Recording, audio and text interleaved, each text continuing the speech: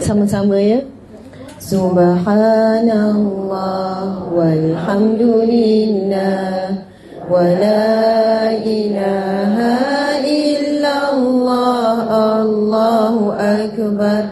Subhanallah walhamdulillah wa la ilaha illallah Allahu akbar. Subhanallah walhamdulillah wa la ilaha illallah Allahu akbar.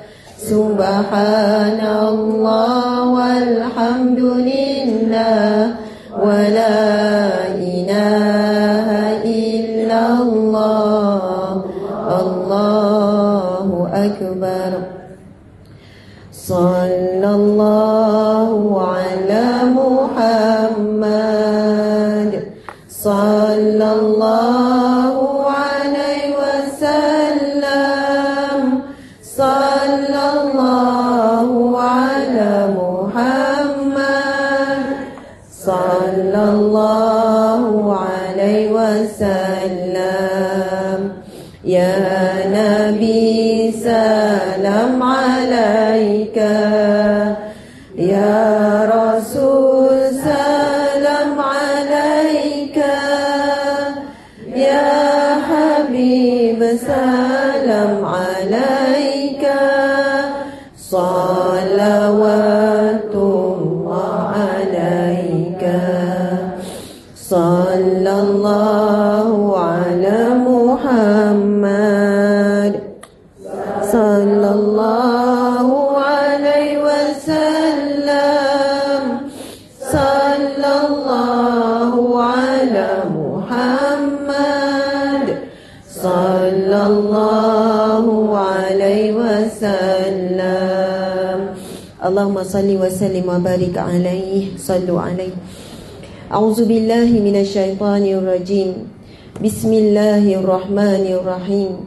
Assalamualaikum warahmatullahi wabarakatuh. Waalaikumsalam warahmatullahi wabarakatuh wa maghfiratuh. Masya-Allah. Alhamdulillah, segala pujian bagi Allah. Alhamdulillahi rabbil alamin, Tuhan yang mentadbir sekalian alam. Tuhan yang telah mengaturkan segala-galanya untuk kita. Tuhan yang sangat baik dengan kita. Allah yang sangat bertolak ansur dengan kita. Allah yang sabur, yang maha sabar dengan hamba-hambanya. Allah yang latif, yang maha lembut. Allah yang halim, yang maha santun. Allah sangat berlemah lembut dan sangat santun dan sangat sabar dengan hamba-hambanya. Lagi-lagi dengan kita ni perempuan ni kan, macam-macam lawa perempuan kan. Dari segi perangai kita, emosi kita, perkataan yang keluar bila kita dalam keadaan ujian, fikiran, apa yang kita fikir, apa yang kita rasa, semua tu kadang kita tak boleh nak kawal, kita tak boleh nak kontrol. Tapi Allah sangat lemah lembut dengan kita. Walaupun kadang-kadang apa yang kita cakap itu seolahnya kita tidak redha dengan ujian Allah. Kadang seolahnya kita petikaikan takdir Allah. Kadang-kadang kita mempersoalkan tanpa kita sedar. Tapi Allah itu maha lemah lembut dengan kita. Allah itu ya halim, yang maha santun, ya sabur, yang maha sabar menanti kita pulang kepadanya.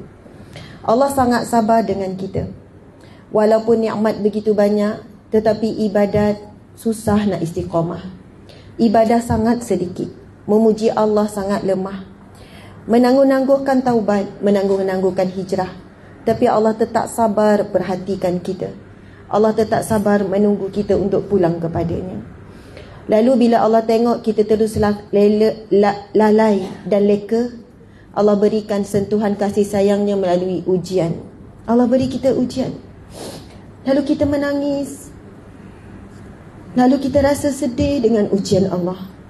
Moga-moga walaupun kita menangis bukan kerana Allah, tapi kerana ujian Allah, Allah tetap terima tangisan kita itu kerananya. Kita boleh menangis, berdoa, solat, sujud, menangis bila dalam ujian. Betul atau tidak muslimat? Kalau dalam keadaan gembira, kenyang, bahagia, susah kita nak nangis. Masa sujud, masa memuji Allah, masa selawat. Tapi kalau kebetulannya kita berada dalam majlis, kita dalam ujian, kita sedang bawa beban, masa tu kita boleh nangis. Kita menangis kerana ujian Allah, bukan kerana Allah. Walau bagaimanapun, asbab kita menangis, ia datang daripada Allah. Lalu kita nangis, Allah terima bahawa tangisan itu adalah yang akan memadam api neraka. Kerana tangisan, kerana Allah semata-mata boleh memadam api neraka. Kita tahu itu hadis Nabi yang sahih. Nabi bersabda, air yang boleh memadamkan panasnya api neraka. Kalau panas di dunia memang boleh padam dengan air juga, kalau api di dunia kan. Tetapi api neraka ini akan dipadam oleh air mata yang menangis kerana Allah semata-mata. Kerana cintakan Allah, kerana rindukan Allah, kerana bersyukur pada Allah, kerana berterima kasih pada Allah. Ini air mata yang sangat mahal. Sebab itu digambarkan di mahsyar kelak, ada kumpulan yang akan masuk syurga tanpa dihisap. Tetapi ada kumpulan yang masuk neraka tanpa dihisap. Sehingga kan api neraka itu keluar menjulang-julang dan menarik-narik golongan yang akan masuk neraka. Ditarik masuk ke dalam neraka. Lalu dibawakan segelas air, lalu ditanya, air apakah ini? Kan, apabila dibawakan satu air, lalu malaikat ada membawa, lalu menjirus air itu, lalu api neraka itu kembali pergi. Lalu ditanya, air apakah ini? Ini adalah air mata umat Nabi Muhammad, ataupun air mata sesiapa yang menangis kerana Allah. Dan Nabi bersabda, dua mata yang tidak akan disentuh oleh api neraka Allah adalah dua mata yang menangis semata-mata kerana Allah. Sebab itu bila Rabiatul Adawiyah, wali Allah di kalangan wanita, penghulu wanita di kalangan wali Allah, penghulu wali Allah di kalangan wanita, subhanallah, kan dia meminta dengan doa munajatnya, ya Allah, sekiranya aku inginkan syurgamu kerana syurga, maka haramkan untukku syurgamu. Dan sekiranya aku takutkan neraka kerana neraka, maka masukkan aku ke nerakamu. Ini bukan permintaan dari sudut zahirnya Rabiatul Adawiyah minta neraka dan tak mau masuk syurga, tidak. Tetapi itu adalah kata-kata puitis seorang kekasih Allah menyatakan bahawa dia tidak mahu mencintai Allah kerana syurga, dan dia tidak mahu takut neraka Allah kerana neraka. Dan dia nak takut kerana Allah, dia nak suka pun kerana Allah, dia nak cinta pun kerana Allah, semata-mata kerana Allah. Dan soalannya dia redha kalau Allah dengar, yang penting Allah redha. Walaupun dicampak neraka, yang penting Allah redha. Yang penting dia hidup dalam redha Allah, walaupun hidupnya lapar dan susah, walaupun hidup dalam menderita. Muslimat sekalian, sangat jauh kita ini dengan wanita-wanita yang salihah.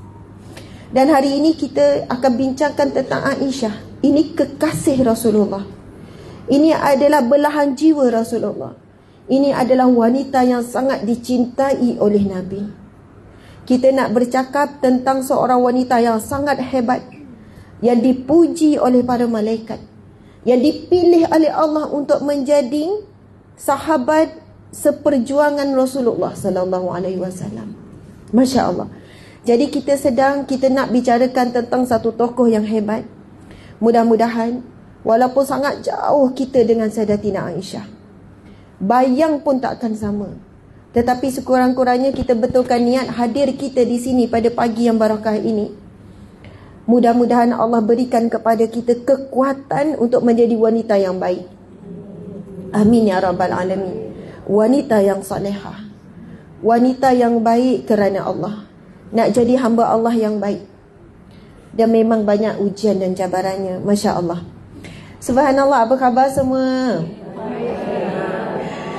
On the way saya datang pun sebenarnya dengan air mata. Masya Allah, menangis sepanjang perjalanan. Tak apalah kan, nangis kan.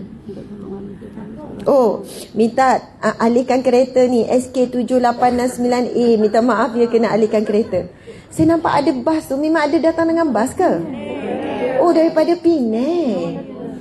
Subhanallah, luar biasa. Sebab saya bayangkan bila buat di rumah, saya tak bayang seramai ini. Lepas tu saya tengok bas, ada bas melancong ke mana lah ni. Mungkin ada toke dalam ni pemilik bas ke kan. Tapi ni mustahil lah, pelik lah kawasan ni kan kawasan elit kan. Muslimin muslimat yang dihormati, tak ada muslimin, muslimat semua ni kan. Semua ni adalah serikandi belaka ni, insya-Allah. Walaupun dalam rumah tangga sendiri kita serikandi insya-Allah. Allahu akbar, Allahu akbar. Okey.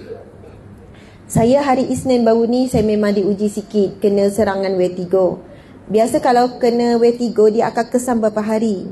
Lepas tu dia semalam saya lawan, lepas tu pagi semalam saya ada kuliah kan. Lepas tu saya ada program sampailah ke Gombak, balik petang, lepas tu datang balik sakit tu.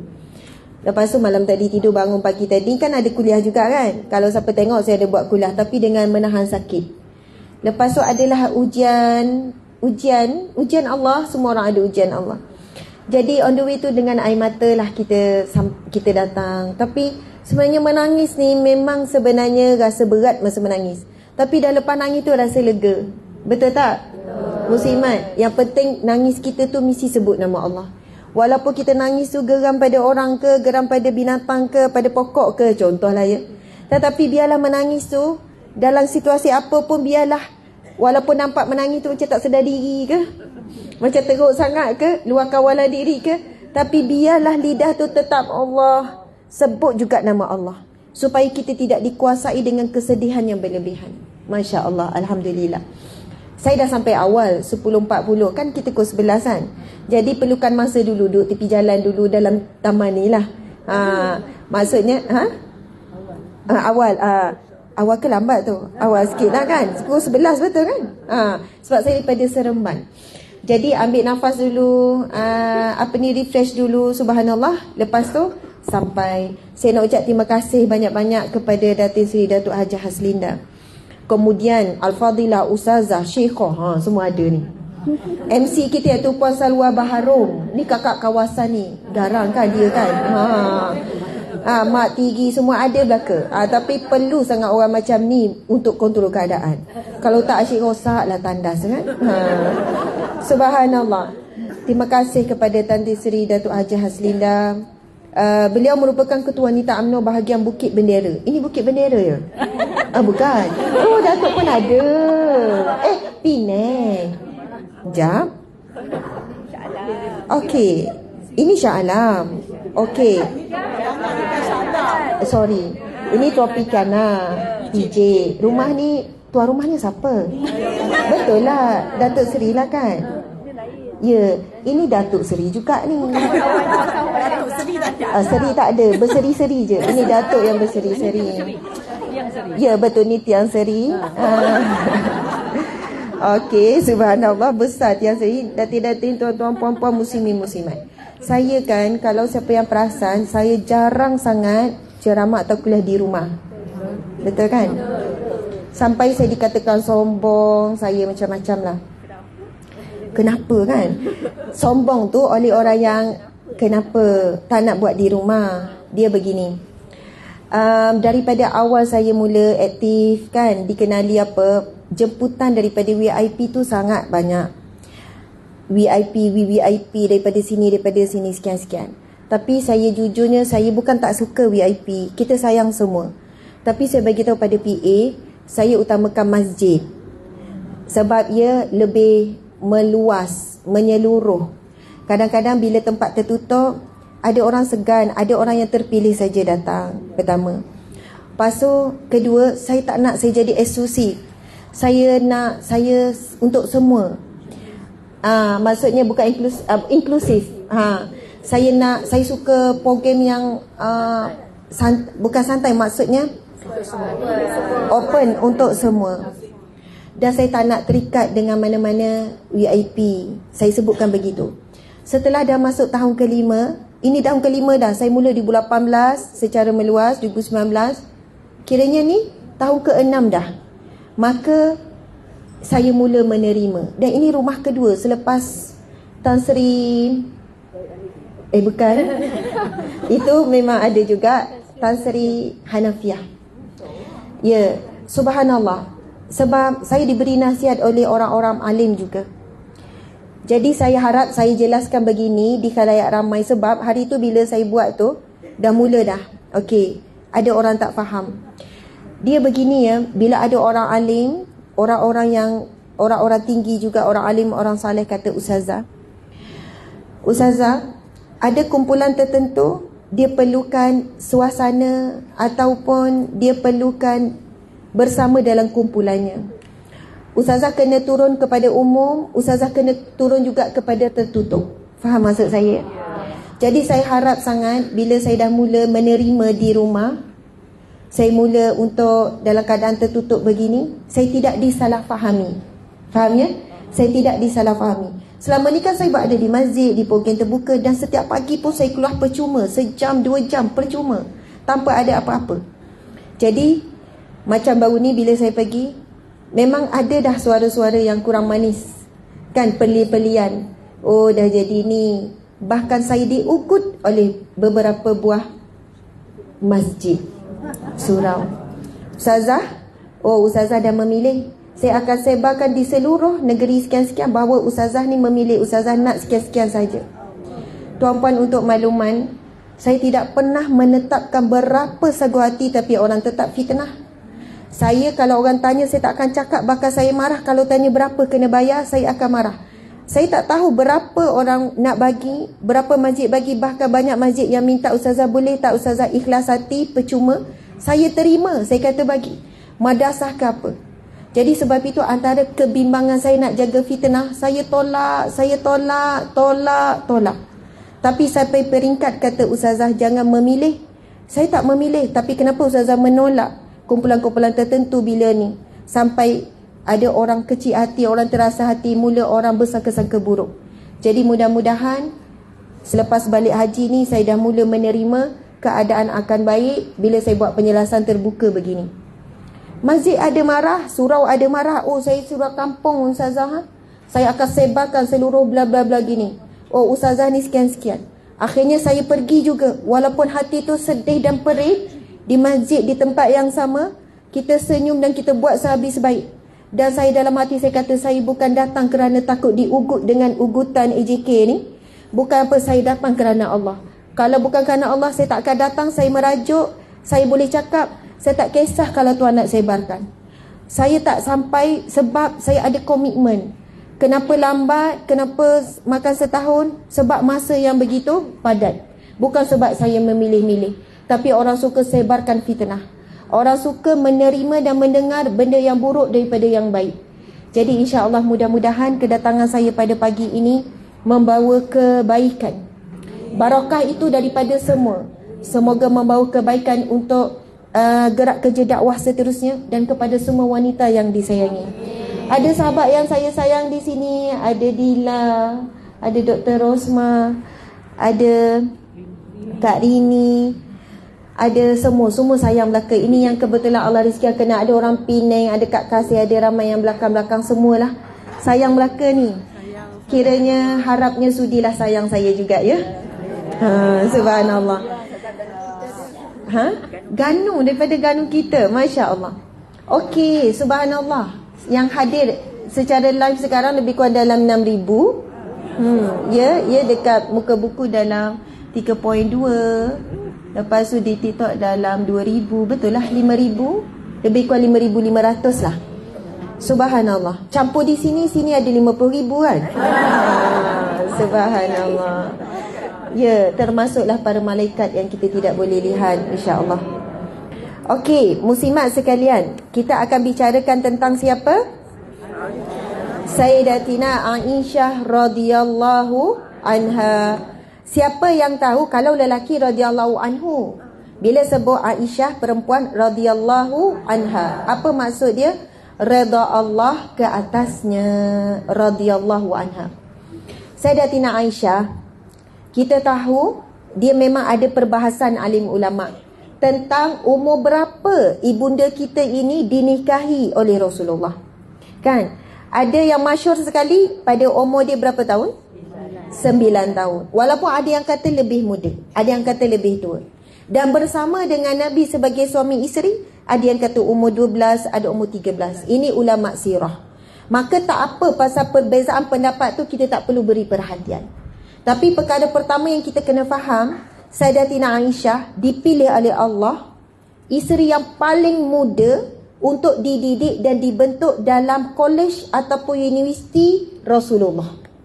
Maksudnya ibunda kita ini dipilih untuk dibesarkan, dididik, dan Rasulullah kenal wanita melalui Aisyah. Bagaimana perangai perempuan ketika dia kanak-kanak melalui Aisyah.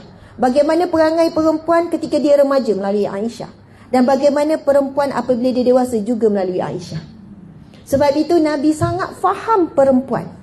Nabi kenal perempuan, tahu rajuk perempuan, sensitif perempuan, cemburu perempuan, PL dia.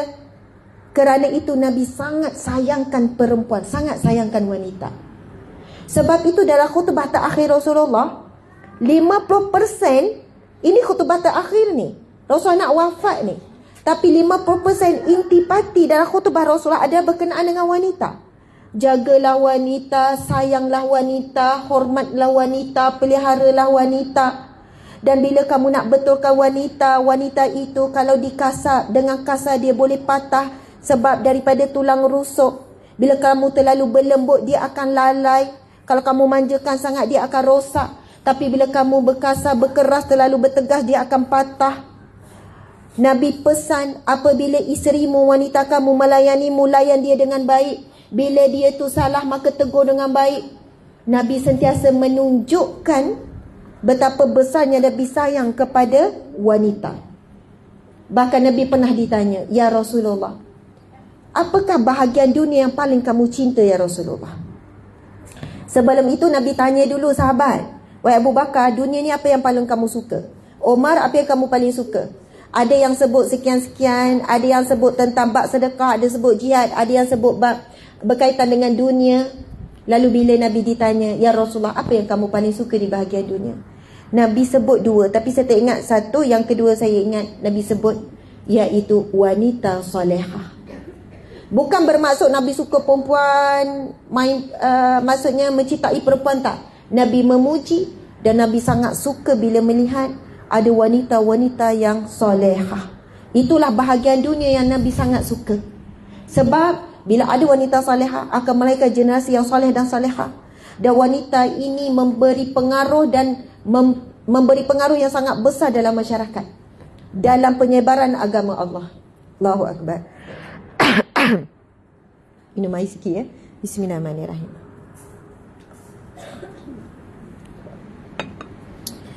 Okey, muslimat sekalian, Masya Allah. Kalau kita sebut Aisyah, kita bayangkan apa?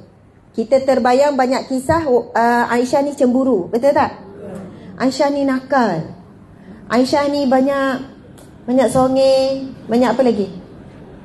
Banyak songeh, betul tak banyak songeh? Manja. Lagi? Comel, suka merajuk. Subhanallah. Itu yang selalu digambarkan tentang Aisyah.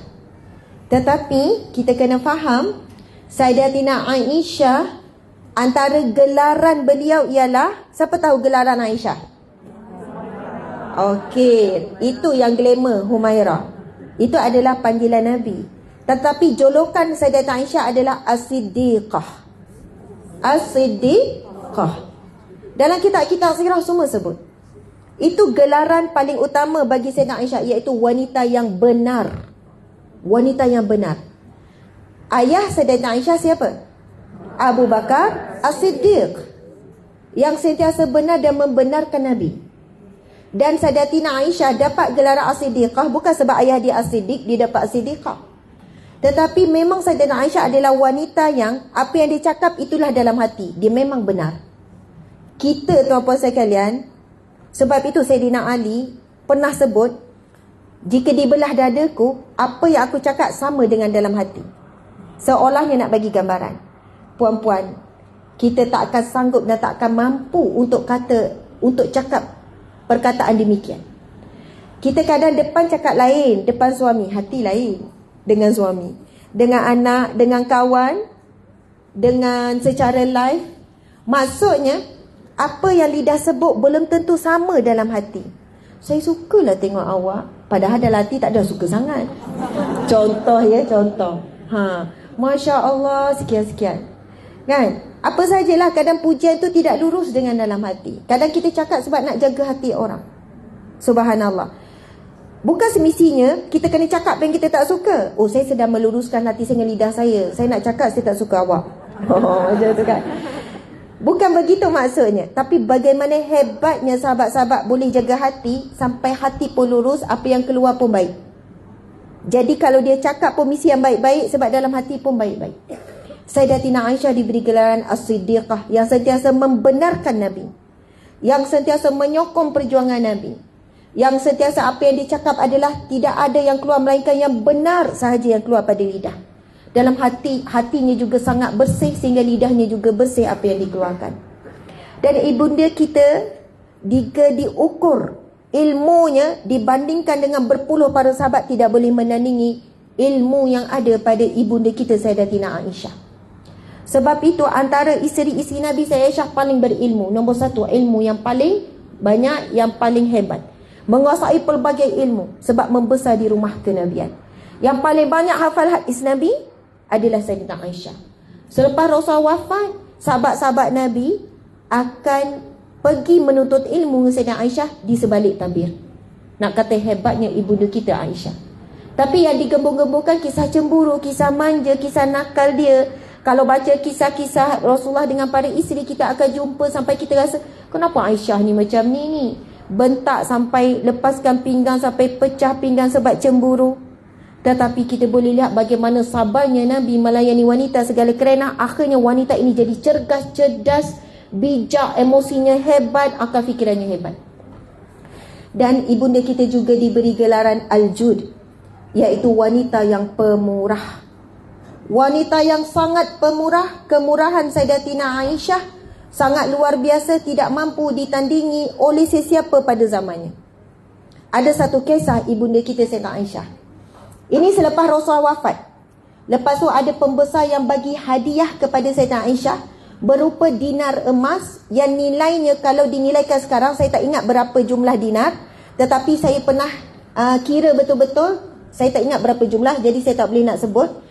Tetapi nilainya lebih kurang berjuta-juta. Kalau nilai RM kita juta-juta. Ada pembesar beri hadiah. Kemudian Sayyidatina Aisyah pun minta dengan pembantunya, dan pada waktu tersebut Sayyidatina Aisyah sedang berpuasa. Sayyidatina Aisyah minta dengan pembantu, Rasulullah dah wafat ketika ini, untuk kumpulkan semua fakir miskin yang berada di Madinah. Kumpulkan untuk diagihkan hadiah yang dia terima ni. Memang ahli keluarga Nabi tak boleh terima zakat, tapi hadiah boleh. Boleh saja Aisyah nak ambil untuk dirinya. Lepas tu Aisyah pun bagi sampai habis semua. Sampai tidak tinggal walaupun satu sisa pun. Kemudian pembantu Sayyidatina Aisyah pun bertanya, wahai Aisyah, kenapa kamu tak ambil sikit? Sedangkan untuk berbuka puasa sekejap lagi tak ada makanan untuk dimakan. Dan ketika Aisyah sedang membahagi-bahagikan itu, Aisyah sedang memakai pakaian yang bertampal-tampal. Ada yang kata berbelas tampalan, ada yang kata berpuluh tampalan. Maksudnya betapa pemurahnya Sayyidatina Aisyah. Padahal dia boleh ambil sikit, ambillah 1,000 ke contoh, ambillah 100 ke. Fikirlah sikit dia nak buka puasa nanti. Fikirlah sikit mungkin bolehlah beli baju dia ni dah lompor-lompor, dah koyak-koyak ni. Tetapi kemurahan Sayyidatina Aisyah sampai dia tidak sempat, tidak terlintas. Sampai Aisyah jawab apa pada pembantu? Aisyah jawab apa? Kenapa tak cakap tadi? Kalau kamu cakap, aku akan simpan sikit. Maksudnya dia perlu diingatkan untuk keperluan dirinya. Dia bukan tak nak ambil langsung, sampai dia lupa, dia bagi sampai tak terfikir. Kalau kita mungkin separuh lah untuk kita, 20% lagi untuk anak-anak, tinggal 10% je lah lagi kita agihkan, boleh jadilah. Subhanallah. Tapi begitulah, itu satu cerita. Banyak lagi cerita ibunda kita yang luar biasa yang jarang kita dengar, tentang kehebatan ilmunya, tentang kemurahannya, tentang bagaimana perjuangan Sayyidatina Aisyah menyokong Rasulullah sallallahu alaihi wasallam. Masya-Allah. Dan sekarang, sebab masa kita kan 1 jam, sekarang pukul berapa dah? 12 dah. Sepatutnya habis pukul 12. Jadi boleh tak sampai lebih kurang 12-20 macam tu? Boleh ya? Sebab saya nak terus pergi kepada kisah yang kalau kita tak ulang balik kisah ni, kita akan lupa. Dan kisah ini kisah yang sangat dekat dengan kita, iaitu tentang hadisul ifki. Ikut saya, hadis ifki. Hadis membawa maksud khabar. Ifki, fitnah. Khabar palsu, fitnah palsu, cerita palsu. Subhanallah. Rasa nak panggil je jadi teman duduk sebelah, jadi moderator, jadi MC. Subhanallah, masya-Allah. Kan? Puan Aziza, Hajah Aziza, Aziza Arifin. Muka sama macam dulu kan? Mata dua, hidung satu. Gitu. Okey. Muslimat sekalian, hadisul ifki ini adalah kisah khabar dusta. Hadis, bila sebut hadis, kita boleh faham hadis Nabi, betul kan? Tapi pernah dengar tak hadis sahabat? Bila sebut hadis sahabat ataupun hadis Aisyah, itu adalah khabar ataupun cerita yang disampaikan oleh sahabat Nabi ataupun Aisyah. Tapi hadis lebih sinonim dengan hadis Nabi SAW. Jadi bila sebut hadis ifki, dia adalah cerita dusta ataupun khabar dusta, palsu, yang ditimpa oleh ibunda kita Sayyidatina Aisyah. Okey. Allahu Akbar. Saya nak baca apa yang ditulis dalam buku ni ya, supaya lebih teratur. Hadisul ifki, khabar angin dan fitnah. Perang Bani Mustalik. Perang apa? Bani Mustalik. Juga lebih dikenali dengan Perang Muraisi. Perang ini terjadi dalam bulan Sya'ban, tahun ke-5 Hijrah. Tahun ke-5 Hijrah. Maksudnya ketika ini umur Sayyidatina Aisyah berapa? Cuba kita congak. Saya ajak congak supaya anda boleh bayangkan tarikh-tarikh penting ya. Tahun ke-5 Hijrah, umur Nabi berapa? 50. Tahun pertama Hijrah, umur Nabi 53. Tahun pertama Hijrah, umur Nabi 53. Nabi kan berhijrah pada umur 53. Masa tu itu dinamakan tahun pertama Hijrah. Jadi bila sebut tahun ke-5 Hijrah, umur Nabi berapa? 58. Betul, 58. Okey. Nabi nikah dengan Aisyah umur berapa? 9 tahun. Kita ambil pendapat paling masyhur, 9 tahun. Jadi ketika ini berlaku hadis ifki ni, umur Aisyah berapa? Kita kan selalu kalkulator sekarang kan? Padahal sasar pun nak kalkulator juga. Jadi ketika Nabi nikah dengan Aisyah, umur Nabi 53, Aisyah umur 9. So hijrah pada, okey, jadi kena tambah 5 jugalah. 9 campur 5? 14. 14 tingkatan berapa? 2. Tingkatan 2. Tingkatan 2 kita pandai buat apa? Main lompat-lompat. Saya masih tingkatan 2, saya main. Oh memang kuat main lagi lah. Tapi panjat pokok tingkatan 2 itu kita. Anak kita sekarang tingkatan 2 main phone. Maksudnya lagi tak matang. Lagi tak matang. Kita kena faham peristiwa berat ini berlaku ketika Aisyah umur 14 tahun. Masih remaja, terlalu muda. Okey, sekarang last soalan. Ketika Rasulullah wafat, berapa umur Sayyidatina Aisyah? Ada yang kata 24. Okey, lagi?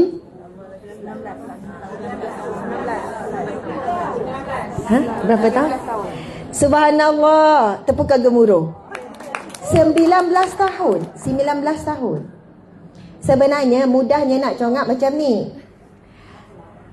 Rasulullah nikah dengan Sayyidatina Aisyah umur 53 kan? Dan Rasulullah wafat umur 63. Bermaksud tempoh pernikahan Rasulullah dengan Aisyah 10 tahun.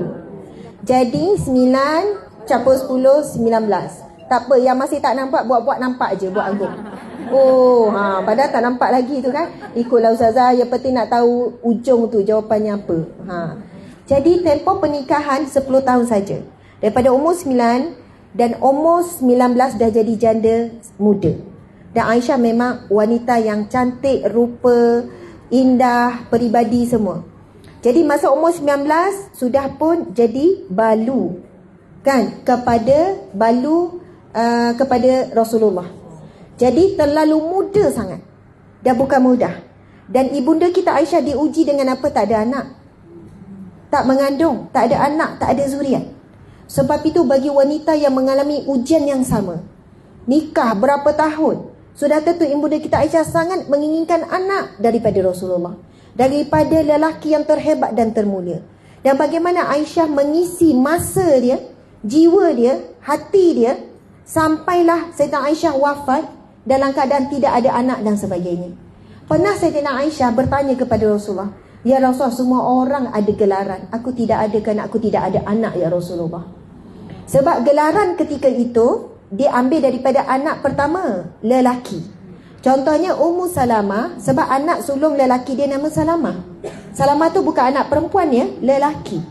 Ummu Abdullah, Ummu Zubair, Abdullah bin Zubair, emak dia Ummu Zubair. Maksudnya gelaran-gelaran ketika itu diambil. Contoh saya Ummu Luqman, walaupun anak kedua, tapi sebab anak sulung lelaki Luqman. Lalu Rasulullah pujuk isteri tercinta ni dengan apa? "Wahai Aisyah, kamu adalah Ummu Abdullah. Walaupun tak ada anak kandung, kamu ada anak saudara." Sebab anak saudara pertama lelaki adalah Abdullah bin Zubair, iaitu anak kepada Asma. Asma ni siapa? Oh, Dr. N pun ada. Masya Allah. Asma ni siapa? Asma ni kakak kepada Sayyidatina Aisyah. Anak pertamanya adalah Abdullah, suami kepada Asma, Zubair, Abdullah bin Zubair. Jadi itu juga cara kita pujuk orang yang tidak dikurniakan anak, bahawa anak-anak saudaranya itu adalah anak-anaknya. Jadi Rasul pujuk Sayyidatina Aisyah, "Kamu adalah Ummu Abdullah. Abdullah itu anak saudara. Jadi gelaran kamu ibu kepada Abdullah." Masya Allah. Allahu Akbar. Okey, kita sambung ni. Subhanallah. Di sana orang Islam memerangi kaum musyrikin. Tiba-tiba di sana tak apalah sambung cerita. Kaum musyrikin adalah orang yang bukan beragama Islam. Buat pertama kalinya orang munafik menyertai pasukan Islam pergi berperang. Sebagaimana dinyatakan sebelum ini, orang munafik adalah orang Islam yang khianat. Dalam rombongan ini ada orang munafik. Dalam rombongan pergi perang Mustalik ini ada orang munafik. Sebelum berangkat ke medan perang, Nabi Muhammad mengundi para isteri bagi menemaninya seperti biasa. Aisyah lalu berkata, "Lalu dilakukan undian bagi memilih siapa antara kami yang akan menemani kekasih Allah ke medan perang itu. Ternyata nama saya terpilih. Lalu saya pun berangkat bersama Nabi Muhammad sallallahu alaihi wasallam. Bagi tujuan perjalanan itu, Aisyah memakai seutas rantai yang dipinjam daripada saudaranya Asma." Tengok rantai pun yang dipinjam oleh siapa? Dipinjam daripada Asma. Saya Asma Harun ya. Ini Asma binti Abu Bakar. Masa saya kecil, saya selalu dipanggil Asma Abu Bakar. Masa saya kecil-kecil sekolah rendah, Asma Abu Bakar. Saya Asma Harun, bukan Abu Bakar. Saya marah makcik-makcik tu. Rupanya sebenarnya mereka kiaskan supaya saya ni jadi sebaik dan sebagus Asma binti Abu Bakar. Amin ya rabbal alamin. Kemudian nama yang kedua, saya selalu dipanggil Asmaul Husna. Sebab itulah Asmaul Husna. Asmaul Husna. Saya Asma saja, saya tak ada husna, saya terangkan. Tetapi mudah-mudahan dapatlah kemuliaan nama-nama Allah. Amin ya rabbal alamin. Asmaul Husna tu maksudnya himpunan nama-nama Allah yang mulia kan. Subhanallah, ada lagi banyak gelaran. Antaranya adalah kayu kamak. Ada satu nama kuih, kalau Terengganu sini panggil apa? Cakoi. Tapi orang Terengganu panggil kayu kamak. Yang tu paling saya marah lah, sebab samakan saya dengan kuih. Sebab nama saya Asma, jadi kayu kamak. Gitu. Okey. Muslimin-muslimat dimati Allah sekalian, saya ni sebenarnya sedikit, Dik, awak buka dulu, saya takut lapar sangat. Saya memang akan, saya hypo sikit. Saya tak makan tadi. Masya Allah. Dan ramai yang puasa, saya tahu ramai yang puasa kan. Puasa hari putih. Bismillahirrahmanirrahim.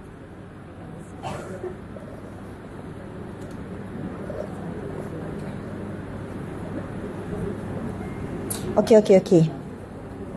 Subhanallah. Okey, boleh. Dia kena minum air manis sikit je. Dik, tolong tutup. Okey. Masya Allah. Saya nak cerita yang lain pasal Sayyidah Aisyah. Sebelum pergi hadis ifki ni, saya nak cerita tentang, okey, satu hari, ini kisah benar daripada riwayat sahih. Isteri-isteri Nabi yang lain berkumpul. Lepas tu dia panggil siapa? Dia panggil Fatimah. Dia panggil Fatimah, anak dia Rasulullah, Fatimah radhiyallahu anha. Isteri-isteri Nabi ni berkumpul untuk apa? Untuk memanfaatkan Fatimah, saya dah jadi tersasu-sasu, minta maaf ya.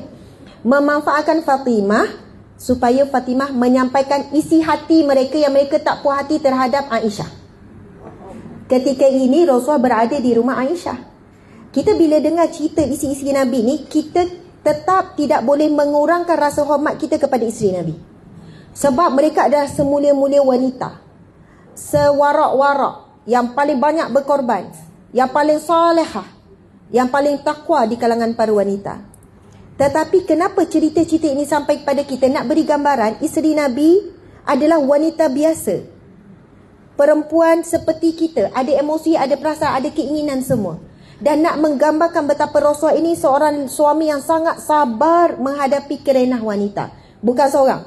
Suami kita dah cukup sabar dah menghadap kita seorang. Sebab tu dia dah serik dah. Cukuplah seorang. Kita memang bijak menyusahkan dia. Bukan menyusahkan dia. Maksudnya cukup-cukuplah biar dia serik dengan kita seorang. Okey. Tapi Rasulullah, Allah berikan kemahiran luar biasa menghadapi pelbagai bentuk. Jadi satu hari isteri Nabi ni, dia berkumpul, lepas tu dipanggil Fatimah. Dia tahu kalau Fatimah yang menyampaikan, Rasulullah akan lembut hati, Rasulullah akan dengar. Kalau mereka yang nak sampaikan, belum tentu Rasulullah nak terima. Dan ketika ini Rasulullah berada di rumah Sayyidah Aisyah, sebab tu isi-isi boleh berkumpul. Lepas tu Sayyidah Fatimah pun, sebab mak-mak ni kan, semua tu ibu-ibu dia juga kan, dia panggil ibu tiri lah, tapi semua tu ibu dia juga. Dia lalu hormatlah juga Fatimah. Fatimah pun pergilah bagi salam. Lalu Fatimah pun baru mula nak bercakap.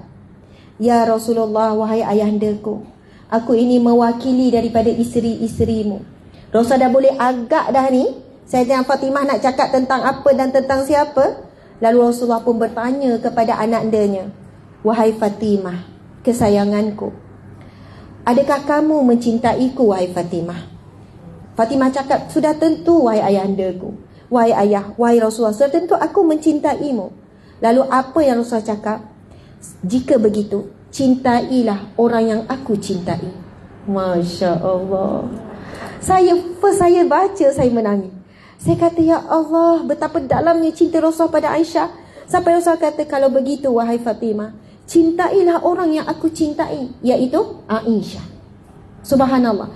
Bukan kerana Nabi tidak berlaku adil kepada isi-isi lain, tetapi dalam bab cinta dan kasih sayang tidak dipaksakan. Memang Nabi sangat mencintai Aisyah, bukan kerana rupa, bukan kerana sebab muda, tetapi kerana kelebihan-kelebihan dan akhlak yang sangat mulia ibunda kita Aisyah. Dan ia terbukti pada kisah hadisul ifki ini. Masya Allah.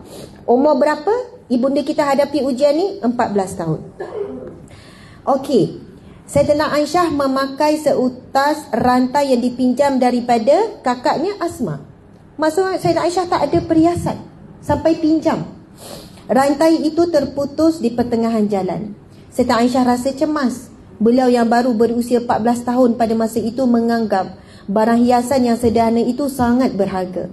Beliau mencari-cari kalung itu tanpa memikirkan kesan yang bakal timbul. Lalu Aisyah berkata, semasa dalam perjalanan, saya diusung oleh beberapa orang. Semasa saya sibuk mencari rantai yang putus itu, orang itu datang lalu mengangkat usungan saya. Mereka meletakkan usungan itu ke atas unta yang biasa saya tunggangi. Mereka menyangka saya berada dalam usungan itu. Pada masa itu, kebanyakan perempuan bertubuh kurus dan ringan kerana kurang makan. Jadi mereka tidak perasan yang usungan itu kosong. Saya masih muda pada masa itu. Rombongan itu pun pergi meninggalkan saya. Kita dah tahu dah kisah ni. Kan sekarang dia panggil apa, kaduk Kaduk? Main sebut je.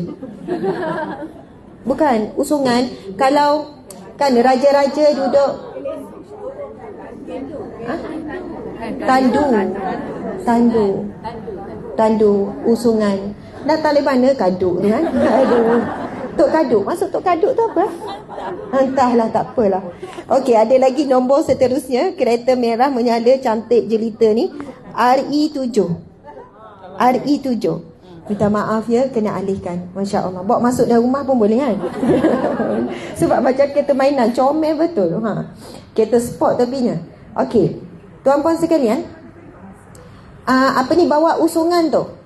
Jadi kerana ringan dan kurus, kerana kurang makan, Sayyidina Aisyah cerita. Ini daripada hadis Aisyah, cerita Aisyah semula apa yang berlaku. Jadi sama ada orang ke tak ada orang sama. Kalau kita memang tak lah. Kalau MC kita lagi tak lah, lagi terasa lah kan. Dia gurau ya. Subhanallah. Maksudnya memang terasa lah. Tapi nak kata betapa kurus dan betapa ringan sampai tak boleh beza. Rasanya sama saja.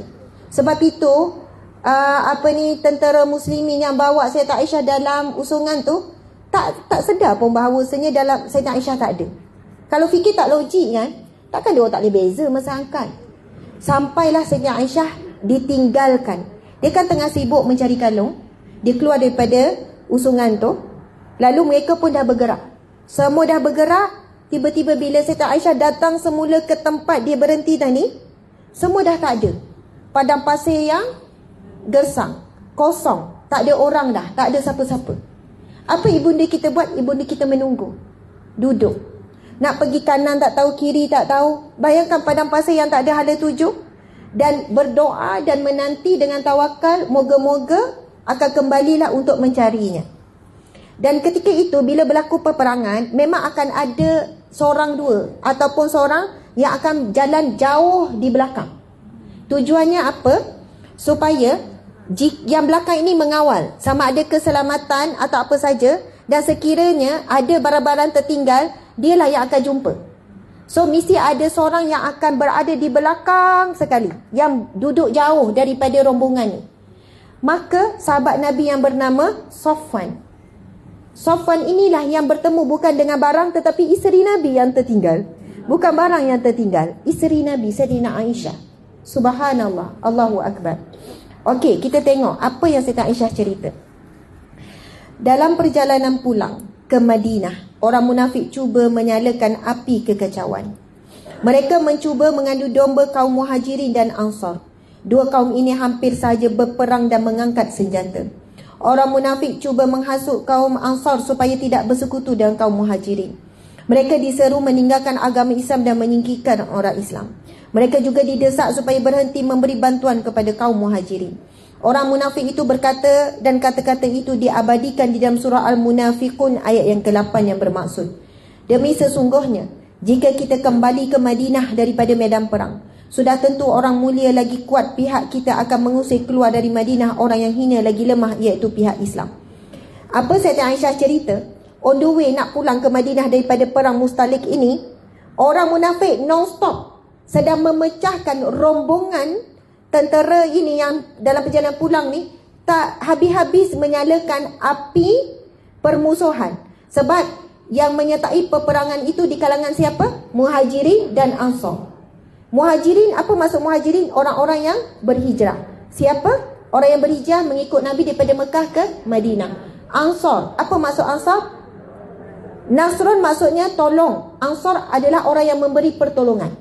Sebab bila orang Mekah sampai, orang Madinah kan yang beri rumah, beri modal untuk berniaga. Bahkan yang ada isteri dua, lalu dilepaskan untuk jadi isteri. Yang ada kebun bagi kebun. Mereka memang beri pertolongan sampai mereka diberi gelaran Al-Ansar, iaitu golongan kumpulan yang memberikan pertolongan kepada Nabi dan para sahabat. Itu maksud Ansar tu. Jadi kita kena ingat depan ni, Ansar adalah penduduk tetap Madinah yang memberikan pertolongan. On the way pulang ni, on the way balik ni, tak berhenti-henti orang munafik yang berada di kalangan kumpulan tentera ini mengapi-apikan. Jadi bila sampai di Madinah, bila mereka tak berjaya nak mengapi-apikan ni, walaupun dia bisik tu, bisik ni supaya adu domba ni dalam perjalanan, bukan sekejap perjalanan ni, dia boleh cerita macam-macam ni supaya saling membenci ni.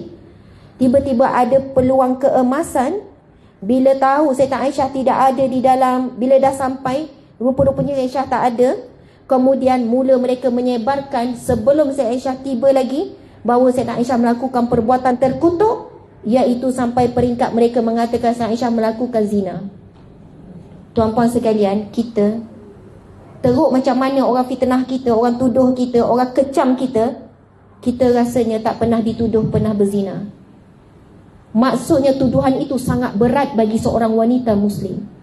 Dan tuduhan ini dikenakan kepada wanita suci isteri Nabi, wanita mulia. Maka tuduhan ini bertambah-tambah berat dibandingkan kalau kita lah kena, tak tahu apa lah.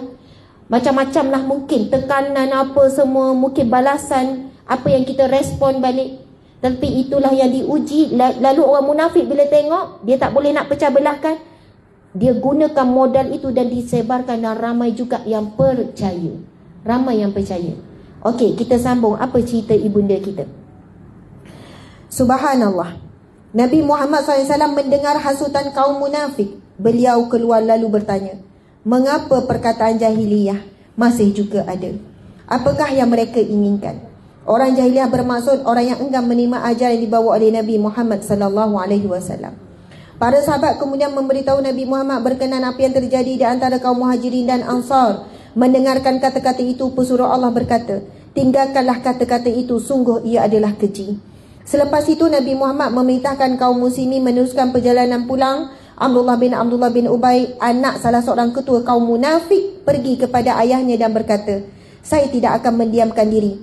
Ayah yang bersalah malah bersikap keji, tetapi Muhammad itu orang yang mulia. Hadis ini dicatat oleh Bukhari dan Tirmizi. Aisyah berkata lagi, Nabi Muhammad pulang bersama pasukan muslimin selepas tamatnya perang. Kemudian kami berhenti sejenak. Ini ada semasa hampir sampai ke Madinah. Tetapi kemudiannya Nabi Muhammad memutuskan bagi meneruskan perjalanan. Semasa pasukan bersiap-siap berangkat, saya berjalan menjauhkan diri. Okey, ini adalah versi cerita yang kedua. Ada yang kata sebab buang air, ada yang kata cari kalung. Subhanallah, saya nak sambung terus, nak cari yang bahagian. Okey, sementara saya menunggu orang mencari saya tertidur. Pada masa itulah Safwan bin Mu'attal. Siapa nama? Safwan. Dan antara anak saya ada nama Safwan. Saya pun ambil daripada nama sahabat Nabi yang mulia ini. Safwan bin Mu'attal As-Sulami Az-Zakhwani memacu untanya dan melintas di kawasan itu. Beliau terlihat ada sekejur tubuh bersalut kain hitam. Semasa beliau semakin mendekati saya, beliau segera mengenali saya. Pada masa itu perintah hijab belum lagi diturunkan. Beliau menjerit dengan rasa terperanjat lalu berkata, maksudnya perintah tutup wajah bagi isteri Nabi ini belum diturunkan. Lalu Safwan menyebut perkataan inna lillahi wa inna ilaihi raji'un, yang bermakna daripada Allah dia datang, kepada Allah dia kembali. Saya terkejut daripada tidur kerana teriakannya. Maksudnya dia ucap dalam keadaan yang kuat, inna lillah, sampailah terkejut daripada tidur. Jilbab adalah pakaian longgar yang menutup seluruh badan kecuali muka dan tapak tangan. Demi Allah, beliau tidak berkata sepatah apapun kecuali jeritannya yang saya dengar tadi. Beliau menundukkan untanya dan dengan isyarat menyuruh saya naik. Saya segera pergi ke arah unta itu lalu menaikinya. Kami pun berangkat. Beliau berjalan kaki di depan dan menuntun unta yang saya naiki itu. Begitulah kami berjalan pulang sehinggalah sampai di tempat pasukan muslimin berehat pada hari siang yang panas. Hadis ini merupakan hadis riwayat Bukhari. Hadis Aisyah, cerita Aisyah yang sahih daripada riwayat Bukhari. Demikianlah kisah yang sebenar berlaku. Apa yang terjadi kepada Sayyidatina Aisyah radhiyallahu anha. Abdullah bin Ubay, ketua kaum munafik, melihat Aisyah berjalan dengan lelaki yang bukan suaminya. Siapa yang menyebarkan ni? Abdullah bin Ubay, iaitu ketua kaum munafik. Dia segera mengambil peluang memburuk-burukkan Aisyah dengan menyebarkan tuduhan ke atasnya. Perbuatan ini disokong oleh semua rakan munafiknya. Semasa tuduhan itu sampai kepada pengetahuan orang Islam yang berhati luhur serta para sahabat, mereka tahu itu hanya dusta. Antaranya adalah perbualan Ummu Ayub bertanya, wahai Abu Ayub, tidakkah kamu mendengar tuduhan ke atas Aisyah? Ini adalah sahabat Nabi yang hatinya luhur, tapi sebahagiannya menerima dan mempercayai kisah tersebut dan menyebarkannya lagi, bahawa Sayyidah Aisyah melakukan perbuatan yang hina dan kotor. Antara perbualan iaitu Ummu Ayub, maksudnya anaknya nama Ayub kan, Ummu Ayyub bertanya kepada suaminya, "Wahai Abu Ayyub, tidakkah kamu mendengar tuduhan ke atas Aisyah?" Lalu Abu Ayyub menjawab, "Ya, saya tahu itu hanya dusta belaka. Kamu sendiri, wahai Ummu Ayyub, pernahkah ada keinginan dalam hatimu mahu melakukan apa yang dituduhkan kepada Aisyah?" Ummu Ayyub menjawab, "Tidak." Aisyah pun tentu tidak melakukan hal itu. Beliau lebih baik daripada kebanyakan orang. Kata-kata ini tertulis dalam buku As-Sirah An-Nabawiyah daripada karya At-Tabari. Masya Allah. Baik. Muslimin muslimat yang dihormati Allah sekalian. Muslimat. Sekarang kita dah sampai kepada situasi cerita dah mula tersebar. Saya nak ringkaskan. Boleh lagi tak ni? Ada yang nampak kepenatan, ada yang nampak dah tak nampak saya. Kan, sebab masing-masing penat ni qiyamul lail ni kan. Insya-Allah. Okey. Oh, kuat gelak comel lah pula siapa yang gelak. Subhanallah, subhanallah. Muslimin muslimat di mata Allah sekalian. Comel kan boleh hilangkan ngantuk sekejap. Subhanallah, pendek cerita, berita ini sampai tak kepada Nabi? Sampai kepada Nabi. Sampai kepada isteri Nabi. Sampai kepada ibu dan ayah Sayyidatina Aisyah. Tersebar semua. Yang tak tahu tak siapa? Aisyah seorang je yang tak tahu. Aisyah sahaja yang tidak tahu. Semua orang tengah bercakap buruk tentangnya. Kan? Semua orang sedang menyebarkan, tetapi tak ada yang sampaikan kepada Aisyah. Semua jaga, semua senyap. Tetapi Aisyah dah mula pelik, kenapa Nabi dah lama tak balik rumah dia? Aisyah dah mula pelik, kenapa orang pandang dia macam lain macam? Kenapa sekian-sekian? Dan macam mana Aisyah boleh tahu? Di sini ceritanya. Mishtah yang pernah diasuh oleh Abu Bakar tidak mempunyai motif yang jelas. Ramai yang tertanya-tanya muslihatnya. Lebih lagi beliau bersaudara dengan Abu Bakar. Okey. Sekarang ni ada satu watak penting dalam kisah ini, iaitu Mishtah. Tuduhan ke atas kesucian seorang perempuan, lebih-lebih lagi isteri, tentulah memedihkan. Apatah lagi apabila perempuan itu nyata tidak bersalah. Kebahagiaan rumah tangganya hancur, kesuciannya diragui, dan beliau mungkin akan kehilangan orang yang dicintainya. Aisyah tidak menyedari yang beliau dituduh sedemikian rupa, dan berita itu sudah tersebar luas. Aisyah berkata, "Saya keluar bersama Ummu Mishtah, pergi ke tempat buang air. Kami tidak pernah pergi bersama kecuali pada malam itu." Pada masa itu Ummu Mishtah tergelincir kerana tersadung pakaiannya. Lalu beliau melatah, "Celakalah Mishtah hendaknya." Bayangkan ya, ini adalah Ummu Mishtah. Subhanallah. Ummu Mishtah dia tergelincir. Kemudian bila dah tergelincir, Ummu Mishtah ni pun sebut apa? Celakalah Mishtah. Siapa Mishtah? Anaknya. Tadi kan kita dah dapat ilmu tadi. Bila diberikan ilmu ummu, dia adalah ibu. Mishtah itu maksudnya anak lelaki yang pertama. Bukan anak lelaki kedua, ketiga. Walaupun ada, dia kena ambil nama anak lelaki pertama juga. Mendengar apa yang keluar daripada perkataan Ummu Mishtah yang mencelakakan anaknya, lalu Sayyidah Aisyah pun berkata, "Betapa buruknya kata-katamu ke atas seorang sahabat yang ikut serta dalam perang Badar." Sebab Mishtah yang disebut itu adalah seorang sahabat Nabi yang turut serta juga pergi perang Badar. Lalu Ummu Mishtah berkata, Ummu Mishtah bertanya, "Tidakkah kamu dengar sebarang khabar berkenaanmu, wahai Aisyah?" Masa inilah baru Aisyah nak tahu apa yang berlaku. "Kamu tak dengar apa-apa ke tentangmu? Tentang khabar yang sedang berlegar tentangmu, wahai Aisyah?" Lalu saya bertanya, "Khabar apa?" Beliau terus menceritakan kepada saya berkenaan dengan tuduhan kaum munafik itu. "Betulkah apa yang kamu katakan ini, wahai Ummu Mishtah?" "Ya, demi Allah kamu dituduh begitu." "Ya Allah," katanya, "saya langsung tak jadi buang air." Yalah, bila dah dengar langsung tak jadi buang air. Ini ibunda kita cerita ni daripada riwayat Bukhari. Bila dengar terkejut, tak jadi nak buang air. Ini tuduhan yang sangat berat. Saya terus pulang ke rumah selepas saya yakin desas-desus berkenaan diriku benar-benar sudah tersebar luas. Saya pergi kepada ibuku, lalu saya berkata, "Semoga Allah mengampuni bonda. bonda mendengar tuduhan orang kepadaku, mengapa bonda langsung tidak memberitahuku? Lalu bonda ni pun jawab, sabarlah Aisyah. Kemudian seorang wanita Ansar datang lalu menceritakan berkenaan tuduhan ke atasku dengan lengkap. Kali ini seorang wanita cerita lengkap. Apa perangai perempuan, dia akan cari. Dia akan pergi tanya. Cerita yang betul-betul apa berlaku. Padahal tak kuat pun nak dengar kan. Itu samalah dengan kita kan. Kadang tu tak kuat pun nak dengar, tapi korek juga, siasat juga, pergi stalk juga FB orang tu. Orang tu dah kecam kita, lepas tu pergi dekat FB orang tu, lepas tu tengok orang lagi yang kecam kita. Lepas tu pergi FB orang-orang yang kecam lagi. Contoh sajalah ya. Padahal tak kuat pun mulalah murung lepas tu. Okey. Kemudian seorang wanita Ansar datang untuk menceritakan berkenaan tuduhan ke atasku dengan lengkap. Saya berfikir, memang yakin desa-desu itu sudah tersebar luas. Lalu saya jatuh pengsan. Selepas saya sedar, saya pun pulang ke rumah lalu jatuh sakit. Nabi Muhammad SAW datang berjumpa denganku, tetapi tiada kelembutan pada dirinya sebagaimana layanannya semasa saya sakit sebelum ini. Beliau hanya masuk, mengungkapkan salam dan bertanya khabar, lalu pergi. Saya mula meragui suamiku sendiri. Saya meminta izin daripadanya untuk pulang ke rumah ibu bapaku. Beliau mengizinkan saya pergi. Maksudnya ketika ini Sayyidina Aisyah merasakan bahawa Nabi SAW melayani dengan hambar. Muslimat sekalian, Nabi kalau isteri sakit, Nabi buat apa? Puan-puan, kalau suami sakit buat apa? Rawat. Bagus, subhanallah.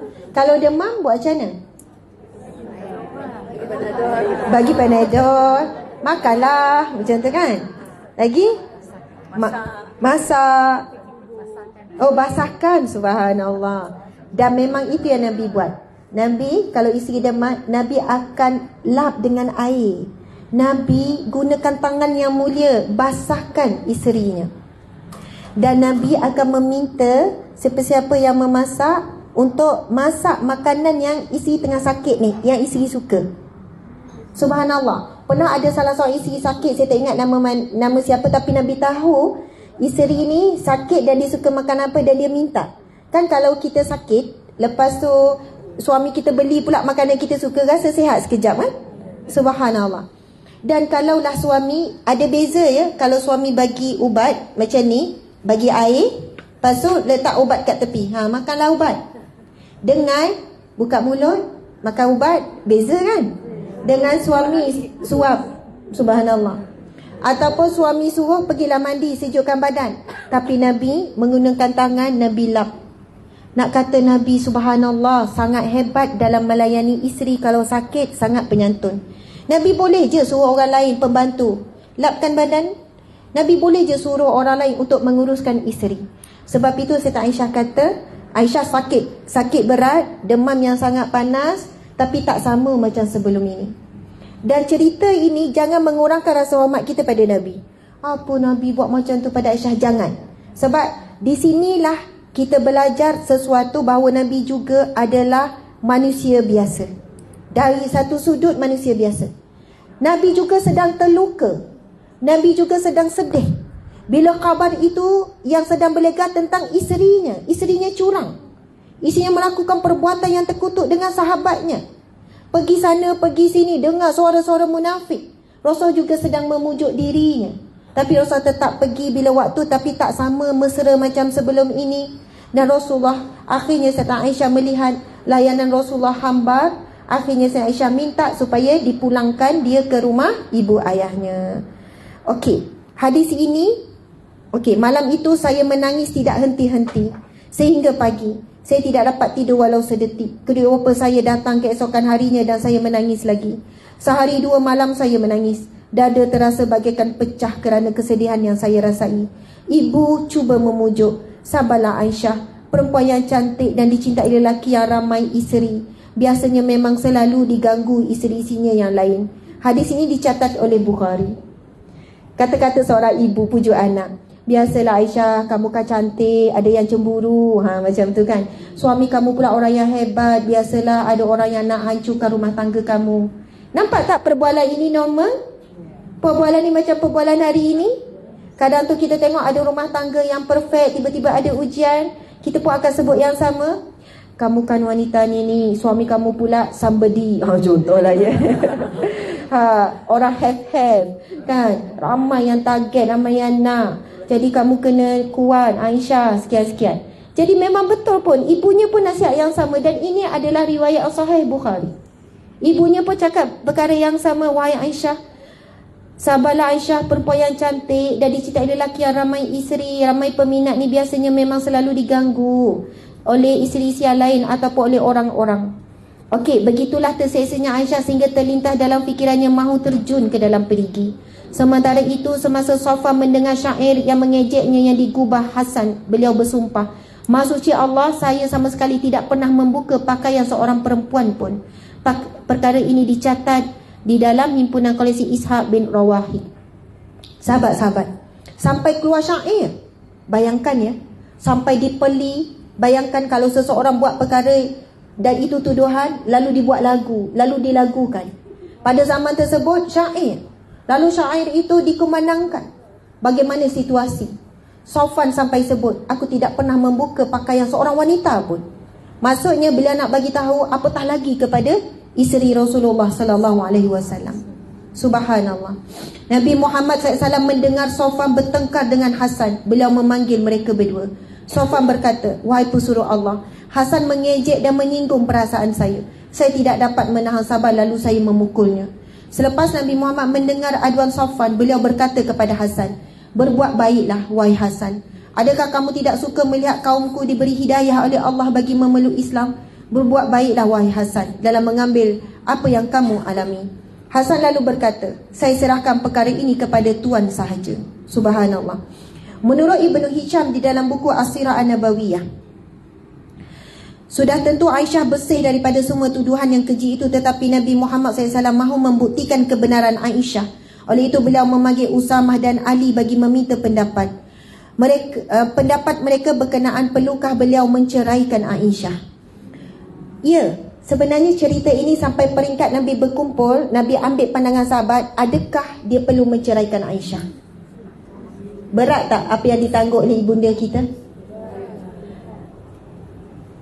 Tuan-tuan, puan-puan, kita tak boleh, saya nak sebut, bayangkan kita berada di society ni, kita tak boleh cakap begitu. Tetapi apa yang diharapkan oleh seorang isteri apabila dituduh, apa yang diharapkan adalah pembelaan seorang suami. Betul atau tidak? Pembelaan.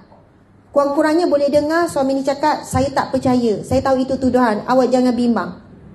Bahkan suami ini akan bagi tahu warning kepada semua orang kat luar, "Kau jangan tuduh isteri aku begitu, kau jangan cakap begitu, kau jangan gini-gini. Isteri aku tahu isteri aku sekian-sekian." Tetapi dalam keadaan ini berlaku ke tidak? Tidak berlaku. Kenapa tidak berlaku? Walaupun Nabi menginginkan, wallahu alam, walaupun Nabi secara naluri, Nabi menginginkan, Nabi tidak dibenarkan untuk mempertahankan sebelum datang wahyu. Sebab apa yang Nabi perkatakan, apa yang Nabi pertahankan, apa yang Nabi cakap, mesti Nabi menunggu wahyu daripada Allah. Dan Allah menguji, tertahan wahyu tidak diturunkan, tak ada khabar, sama ada melalui mimpi ataupun ayat Quran ataupun daripada hadis Nabi, untuk menyucikan Aisyah. Lalu keduanya Nabi juga diuji, dan Sayyidah Aisyah juga sedang diuji oleh Allah Subhanahu Wa Taala. Dan Nabi juga walaupun tidak mengikut emosinya tetap mempertahankan walaupun ia belum dapat apa-apa khabar ataupun petunjuk daripada Allah Subhanahu Wa Taala. Saya nak tanya, situasi ini ada saksi tak? Tak ada saksi, sebab berdua saja, Sayyidah Aisyah dan juga Safwan. Kalau Nabi nak mempertahankan tanpa saksi, Nabi sedang menunjukkan contoh yang tidak benar dalam mengadili sesuatu perkara. Subhanallah. Jadi apa yang Nabi buat ketika ini, Nabi memanggil dua orang sahabat Nabi, iaitu Usamah dan Ali, bagi meminta pendapat berkenaan perlukah beliau menceraikan Aisyah. Usamah berkata kepada Nabi Muhammad tidak perlu menceraikan Aisyah kerana tuduhan itu dia yakin dusta. Aisyah tidak mungkin melakukan perbuatan terkutuk itu. Subhanallah. Usamah berkata, apa yang saya ketahui daripada Aisyah hanyalah kebaikan. Sementara itu Sayyidina Ali berkata, wahai pesuruh Allah, Allah pun tidak mahu menyusahkanmu dalam perkara ini. Ramai lagi perempuan baik selain daripada Aisyah. Jika benar Tuan ingin tahu berkenaan Aisyah, tanyalah pelayannya, dia pasti akan berkata jujur kepadamu. Tuan-puan sekalian, ini juga yang dikatakan antara titik rasa hati yang begitu dalam Aisyah kepada Sayyidina Ali. Tetapi kita tidak boleh mengurangkan rasa hormat kepada Sayyidina Ali dengan perkataan ini. Sayyidina Ali menyebutkan begitu kerana memikirkan keadaan Rasulullah. Sayyidina Ali menyebutkan, ya Rasulullah, Allah tidak mahu membebankanmu. Dan ada ramai lagi soalannya kalau Rasulullah melepaskan. Kalau Rasulullah melepaskan dari Aisyah, ada ramai lagi perempuan yang baik yang lain akan digantikan. Subhanallah. Tetapi Sayyidina Ali tidak sudah dengan itu. Sayyidina Ali sebut apa? Sayyidina Ali kata, namun ya Rasulullah, yang paling kenal Aisyah adalah pelayan ataupun pembantu kepada Aisyah. Atas nasihat Sayyidina Ali, Nabi Muhammad pun memanggil pelayan Aisyah yang bernama Barirah. Beliau bertanya, wahai Barirah, tidakkah kamu melihat sesuatu yang membuatkan kamu curiga dengan Aisyah? Barirah tidak begitu memahami soalan Nabi. Dia tidak dapat mengagak ke mana arah pertanyaan itu. Dia menyangka Nabi dan dua sahabatnya mahu tahu bagaimana Aisyah dalam urusan rumah tangga.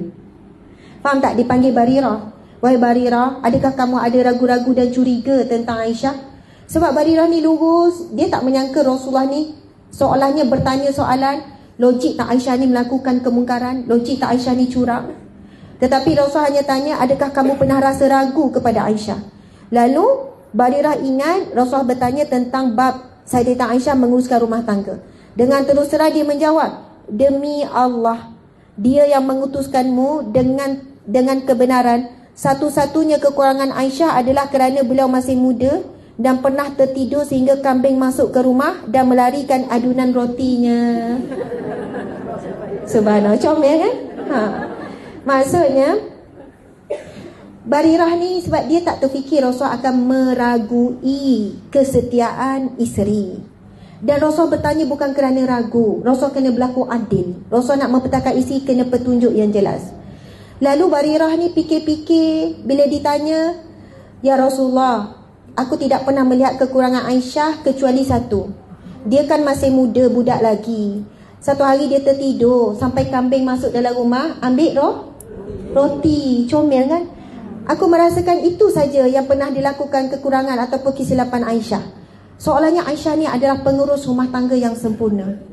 Kalau tuan muslimat baca kisah Sayyidatina Aisyah dalam rumah tangga Nabi, Aisyah sebelum Nabi balik dia dah hiaskan diri dia.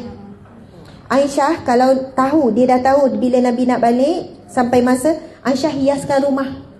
Bahkan Aisyah pernah tukar tempat lapik, tapi kebetulannya Nabi tak suka sebab ada ukiran. Lepas tu Nabi pun bagi teguran. Itu pun syariat. Tuan-puan sekalian, hadis Nabi ataupun wahyu tidak pernah diturunkan di rumah isteri Nabi kecuali rumah Aisyah. Dengan ketika Nabi berada di rumah isteri-isteri lain, tak pernah diturunkan wahyu Allah. Al-Quran tidak pernah turun. Al-Quran turun di tempat-tempat yang lain, tapi kalau di rumah, hanya di rumah Aisyah sahaja.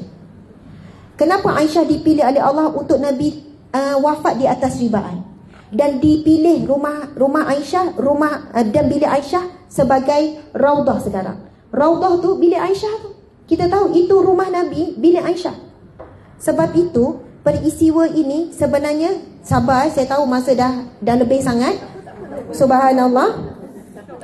Sebab bila kita selama ni mungkin kita dengar ringkas, kita tak pergi ke plot-plot dan kita tak kupas.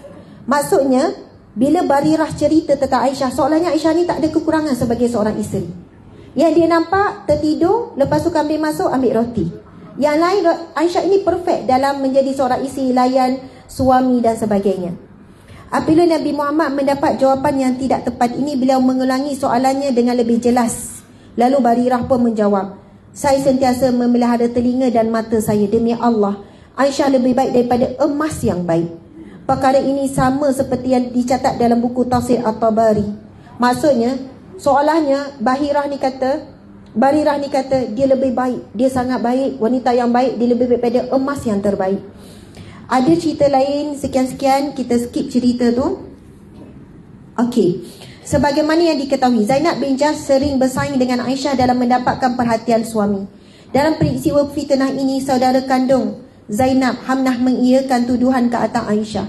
Semasa Nabi Muhammad bertanya kepada Zainab berkenaan Aisyah, Zainab menjawab, wahai pesuruh Allah, saya sentiasa menjaga telinga dan mata saya. Tidak ada yang saya tahu pada diri Aisyah kecuali kebaikan saja. Rasul bukan tanya sahabat saja, tanya pembantu. Sekarang Rasul mula tanya kepada isteri-isteri Nabi yang lain. pandangan isi-isi Nabi terhadap Aisyah. Dan antaranya adalah kata-kata daripada Zainab binti Jahsh. Sahabat-sahabat, antara yang selalu bersaing dengan Sayyidah Aisyah adalah Zainab. Dan Sayyidah Aisyah pun selalu cemburu dengan Zainab. Zainab ni yang paling rendah di kalangan isi Nabi, Zainab. Tapi dikatakan yang paling cantik dan indah wajah adalah Zainab. Subhanallah. Jadi Sayyidah Aisyah selalu cemburu. Pernah satu kali Sayyidah Aisyah dia cakap macam ni kepada Rasulullah, "Ya Rasulullah, dadahlah Zainab yang pendek tu." Dia masih remaja dan dia cemburu. Dan dia bukanlah, maksudnya kata cukup-cukuplah, mungkin ada perbualan, tapi Sayyidah Aisyah sebut perkataan Zainab yang rendah tu, yang pendek tu. Memang dia rendah. Lalu apa teguran Rasulullah kepada Aisyah? "Wahai Aisyah, sekiranya kata-katamu itu direndam dalam lautan, dia akan membusukkan satu lautan." Rasulullah tegur Aisyah. Maksudnya walaupun betul pun pendek, jangan. Melainkan kalau orang tu dia suka dipanggil pendek, okey. Sebab ada orang dia jongang, dia suka dipanggil jongang. Saya lah Joya jongang, contoh ya.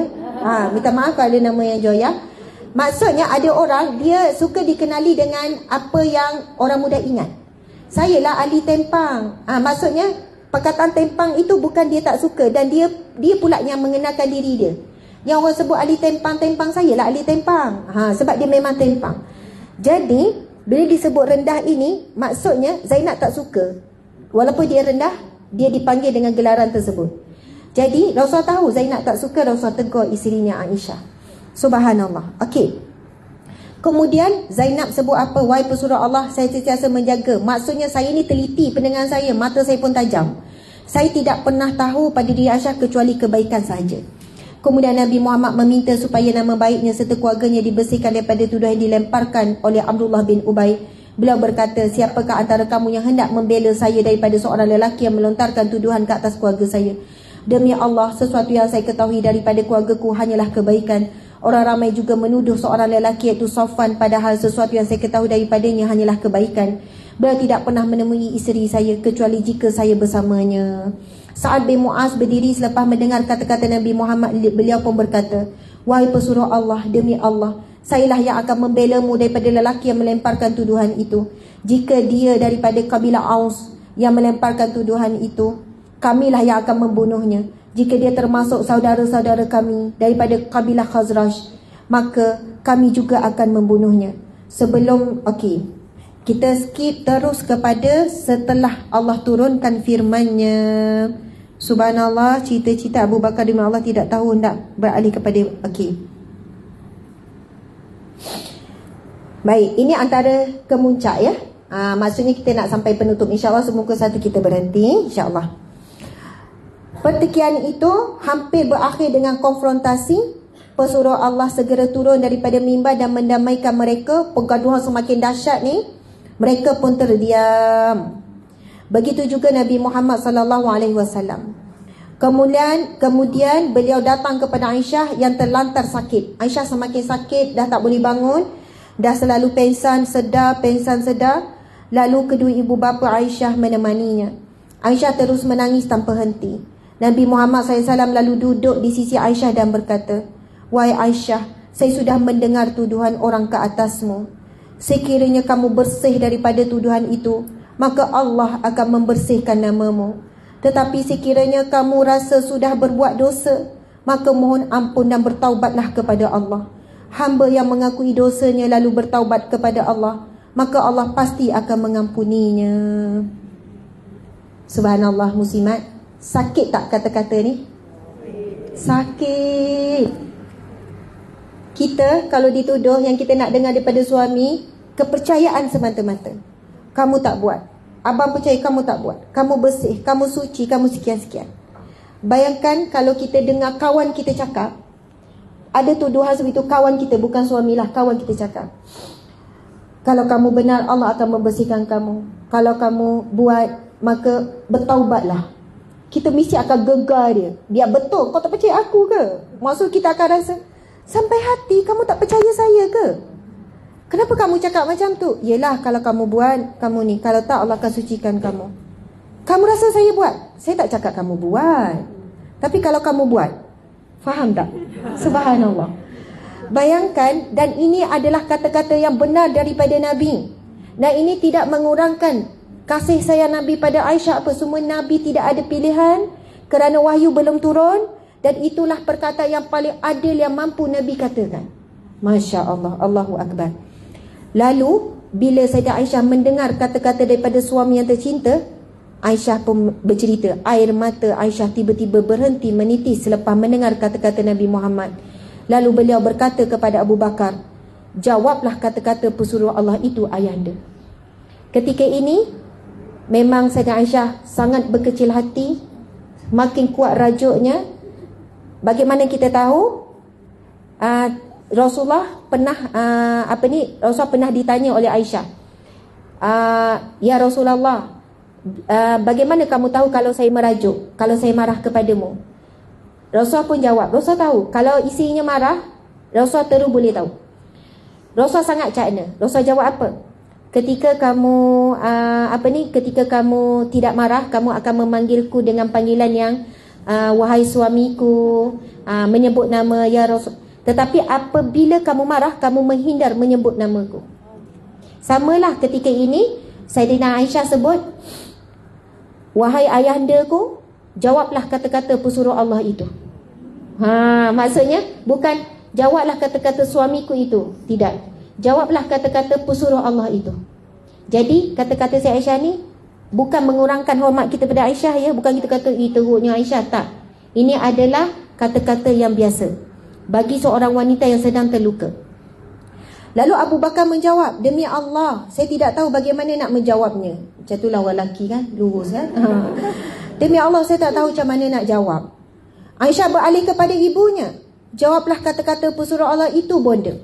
Masa sekarang Aisyah meminta belas kasihan, wahai ayah, tolong jawab kata-kata Rasulullah. Wahai ibu, tolong jawab. Lalu ibu pun menjawab, demi Allah, saya pun tidak tahu bagaimana mahu menjawab Rasulullah. Aisyah berkata pada masa itu beliau masih muda, beliau masih belum banyak menghafal ayat Quran, tetapi beliau menjawab, demi Allah, saya tahu kamu sudah mendengar tuduhan yang mereka lemparkan kepadaku. Saya pun tahu tuduhan itu mempengaruhi kamu semua sehingga kamu turut mempercayainya. Jika saya katakan kepadamu yang saya tidak melakukan apa yang dituduh itu, dan Allah Maha tahu yang saya bersih daripada segala tuduhan itu, kamu pasti tidak akan percaya pada saya. Dan jika saya akui yang saya melakukannya, dan Allah Maha tahu saya sama sekali tidak melakukannya, kamu pasti tetap percaya. Kerana itu demi Allah, tidak ada yang dapat saya ucapkan selain apa yang diucapkan oleh ayah Nabi Yusuf. Jika demikian, bersabarlah aku dengan sebaik-baiknya, dan Allah jualah yang dipohonkan pertolongannya mengenai apa yang kamu katakan itu. Surah Yusuf ayat 18. Subhanallah. Dan akhirnya muslimin muslimat, penutup betul-betul ni kena dengar ni, sebab kata-kata akhir ni sangat penting dan kesimpulan untuk kita wahai muslimat. Seperti biasa semasa wahyu turun, wajah beliau mulai berubah. Okey, secara subhanallah, sebelum Nabi Muhammad dan semua anggota Ahlul Bait melangkah keluar daripada rumah, bayangkan ya, ada yang dikatakan lama nak turun wahyu, ada yang kata 40 hari, ada yang lebih lama daripada itu. Maksudnya Sayyidah Aisyah demam, sakit, tak boleh bangun, pingsan dalam tempoh yang sangat lama. Dan ketika ini situasinya adalah Nabi, pasal ada ibu dan ayah, Sayyidah Aisyah, Abu Bakar dan isteri. Dan sebelum Rasulullah beredar, dan ketika ini Sayyidah Aisyah dah kering air mata, berhenti menangis bukan sebab dah tak sedih. Masa dengar Rasulullah sebut begitu, kering air mata, dan Sayyidina Abu Bakar pun tak kata apa, ibunya pun tak kata apa. Dan Rasulullah nak berlalu. Ketika Rasulullah nak berlalu, nak tinggalkan Aisyah dalam keadaan duka cita yang teramat. Dan ketika itu Sayyidina Aisyah membacakan surah Yusuf ayat 18. Siapa ayah Yusuf? Kesabaran ayah Yusuf siapa? Nabi Yaqub. Kan Nabi Yaqub berdoa supaya diminta ditambah kesabaran di atas kesabaran. Subhanallah. Ketika Rasul nak keluar, turunlah wahyu daripada Allah Subhanahu wa ta'ala. Seperti biasa, apabila wahyu turun, wajah baginda melalui berubah, peluh membasahi tubuh baginda. Walaupun ketika itu musim dingin, selepas beliau kembali pulih, beliau tiba-tiba ketawa, tertawa, ataupun senyum dan tertawa. Siapa ni? Nabi Muhammad. Ucapan pertama yang keluar daripada mulutnya adalah, bersyukurlah wahai Aisyah, Allah sudah membebaskanmu daripada semua tuduhan. Ketika itu Nabi pun membacakan Surah An-Nur ayat 11 hingga 19. Ayat 11 hingga 19. Bayangkan Allah nak membersihkan Aisyah sampai Allah turunkan ayatul Quran. Sebab itu dikatakan ayat Al-Quran yang turun untuk isteri Nabi adalah Aisyah yang terpilih. Sampai Aisyah berkata, aku menyangkakan Allah akan menyucikanku melalui mimpi Nabi ataupun melalui hadis, dan aku tidak menyangkakan bahawasanya Allah menurunkan ayatul Quran untuk membersihkannya. Subhanallah, sangat hebat. Tuan-tuan sekalian, saya nak cerita antara kelebihan ibunda kita Aisyah. Aisyah ni seorang yang sangat merendah diri dan tawaduk. Dia tak pernah merasakan walaupun diberi kelebihan yang begitu banyak. Ketika Saidina Umar sakit apa ni? Sakit berat, nak meninggal dunia. Saidina Umar dia nak sangat dimakamkan di tepi di tepi Rasulullah. Kita tahu sekarang makam Rasulullah mana? Rasulullah sebelah Rasul Abu Bakar, sebelah Abu Bakar adalah Umar, kan?